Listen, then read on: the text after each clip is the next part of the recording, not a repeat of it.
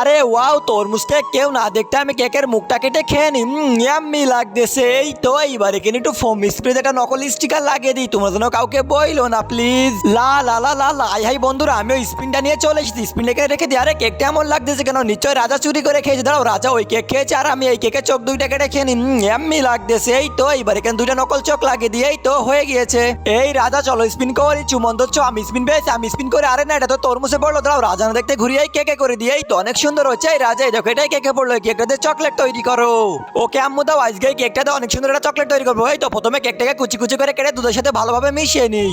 এই তো আমি চুপি চুপি আবার একটা স্পিন করে দিই। এই তো আবার একটা স্পিন করতে হবে আমার। এই তো একটা স্পিন করে দিলাম। এই রাজা এই দেখো, এটাই দুধে পড়লো, এই দুধটা কেকের সাথে ভালোভাবে মিশিয়ে নেয়। এই আম্মু তুমি বারবার চিটিং করছো। দাও, তোমাকে আজকে একটা উচিত শিখে দেবো, দুধের ভিতরে একটু ঝাল পানি মিশিয়ে দিই। আম্মু এবার মজা বুঝবে। এই তো অনেক সুন্দর হচ্ছে আমি চকলেটটি তৈরি করতে করতে। গাইস, তোমরা যদি হিন্দু হয়ে থাকো তাহলে ভিডিওতে একটি লাইক করে দাও, আর যদি মুসলিম হয়ে থাকো তাহলে ভিডিওতে একটি লাইক করে চ্যানেলটিকে সাবস্ক্রাইব করে দাও। আর হ্যাঁ, কমেন্ট বক্সে এই ইমোজিটা কমেন্ট করো, তাহলে বুঝবো তোমরা অনেক বেশি চকলেট পছন্দ করো। এই তো হয়ে গেছে। আম্মু এই না তোমার কেক, ওকে আমি একটু খেতে করে। বাপরে কি ঝাল।